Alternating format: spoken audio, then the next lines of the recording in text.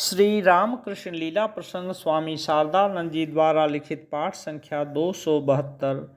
श्री रामकृष्ण देव का मानव भाव। बालक श्री रामकृष्ण के अद्भुत आचरण। इस गांव में श्री चैतन्य तथा उनके शिष्य वर्गों द्वारा प्रचलित वैष्णव धर्म का ही जोर है। किसान लोग परिश्रम के साथ ही साथ अथवा दिन डूबे अपने काम काज समाप्त कर वैष्णव पदकर्ताओं द्वारा रचित पदों का गान करते हुए आनंद विभोर हो अपना श्रम दूर करते हैं। सीधा सादा पद्ममय विश्वास ही इस धर्म का मूल है। जीवन संग्राम की कठोर तरंगों से अत्यंत दूर अवस्थित इस गांव की तरह उस बालक का हृदय भी वैसे ही विश्वास तथा धर्म के विशेष अनुकूल था। किंतु बालक रामकृष्ण का बालक स्वभाव इस गांव में भी अद्भुत कहकर प्रख्यात हुआ था। उस बालक के विचित्र कार्यों से भले ही न हो, किंतु उसके लक्ष्य की गहराई तथा एकाग्रता को देखकर सब लोग अवाक रह जाते थे। राम नाम के द्वारा मानव निर्मल होता है। कथावाचक के मुँह से इस बात को सुनकर भी वह बालक दुखित हो यह सोचा करता था कि यदि यह बात सत्य है तो कथावाचक महोदय को अभी तक शौचाचार की आवश्यकता क्यों है। कभी केवल एक बार मात्र धार्मिक नाटक या रामलीला आदि देखकर यह बालक उस अभिनय का हर एक भाव आदि सीख लेता तथा अमराई में अपने साथियों के साथ वह उसका पुनः अभिनय किया करता था। दूसरे गांव को जाने वाले पथिक वर्ग बालक का अद्भुत अभिनय देख तथा संगीत सुनकर मुग्ध हो गंतव्य स्थान को जाने की बात भूल जाते थे। देवी देवताओं की मूर्तियों का निर्माण, देवताओं के चित्र बनाने, दूसरों के हाव भावों का अनुकरण, संगीत संकीर्तन, रामायण महाभारत तथा भागवत आदि शास्त्रों का श्रवण कर उन्हें अपना लेने और प्राकृतिक सौंदर्य का गंभीर अनुभव आदि में इस बालक की दक्षता प्रकट होती थी।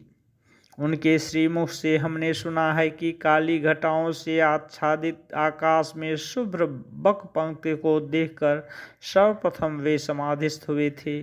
उस समय उनकी आयु केवल 6-7 वर्ष की ही थी। हृदय में जब जो भाव उदित होता था उस भाव में तन्मय हो जाना ही उस बालक के मन का विशेष लक्षण था। उनके पड़ोसी अभी तक एक बनिए के घर के आंगन को दिखाकर बताते हैं कि एक दिन उस जगह हर पार्वती संवाद के अभिनय के समय अभिनेता के सहसा बीमार पड़ जाने के कारण किस तरह सबने रामकृष्ण से अनुरोध पूर्वक शिव की भूमिका में अभिनय करने का प्रयास किया था, किंतु शिव की वेशभूषा धारण कर वे उस भाव में इस तरह तन्मय हो गए थे कि बहुत समय तक उनकी बाह्य चेतना तक नहीं रही थी। इन घटनाओं से यह स्पष्ट प्रतीत होता है कि बालक होते हुए भी उनमें बालक सुलभ चंचलता नहीं थी। कोई भी बात देख या सुनकर किसी विषय में आकृष्ट होते ही उनके हृदय में उसका चित्र इस प्रकार सुदृढ़ रूप से अंकित हो जाता था कि उसकी प्रेरणा से उसे संपूर्ण रूप से आत्मसात तथा उसका नवीन रूप में पुनः प्रकाश किए बिना इस बालक के लिए शांत रहना असंभव था। उनका सत्यान्वेषण। ग्रंथादि के अध्ययन किए बिना बाह्य जगत के संघर्ष से इस बालक के इंद्रिय समूह थोड़े ही दिनों के भीतर समुचित रूप से प्रस्फुटित हो उठे थे।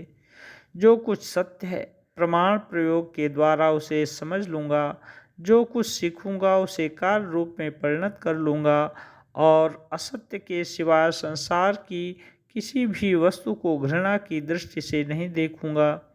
यही इस बालक के मन का मूल मंत्र था। यौवन का प्रथम विकास होते ही अद्भुत मेधा संपन्न रामकृष्ण को शिक्षा के निमित्त संस्कृत पाठशाला में भेजा गया, किंतु उससे उनका वह बालक स्वभाव समाप्त नहीं हुआ। उसने सोचा कि यह कठोर परिश्रम और अध्ययन, रात भर जागने और टीकाकार द्वारा चूसी हुई हड्डियों को फिर से चूसने से क्या लाभ। क्या इसके द्वारा वस्तु लाभ हो सकता है। इस प्रकार प्रयत्न के पूर्ण परिणाम स्वरूप संस्कृत पाठशाला के आचार्य को दिखाते हुए उनके मन ने कहा, तुम भी इसी तरह सरल शब्द राशि के कुटिल अर्थ करने में भली भांति दक्षता प्राप्त करोगे। उनकी तरह धनी व्यक्तियों की खुशामद आदि के द्वारा विदाई पूजा आदि में रुपया कमाकर तुम भी किसी प्रकार अपना जीवन यापन करते रहोगे तथा उनकी तरह शास्त्र निबद्ध सत्यों को पढ़ते पढ़ाते रहोगे, किंतु चंदन की लकड़ी ढूंढने वाले गधे की तरह अपने जीवन में उस सब का अनुभव नहीं कर पाओगे। विवेक ने कहा, दाल रोटी दिला लेने वाली विद्या की आवश्यकता नहीं। मानव जीवन के निगूढ़ रहस्य संबंधी संपूर्ण सत्य का जिससे अनुभव हो सकता है, ऐसी पराविद्या का अन्वेषण करो। श्री रामकृष्ण ने पढ़ना लिखना छोड़ दिया एवं आनंदमयी देवी प्रतिमा के पूजन कार्य में पूर्ण रूप से अपना चित्त संलग्न किया, किंतु वहाँ भी शांति कहाँ। मन ने कहा, क्या सचमुच यह आनंदमयी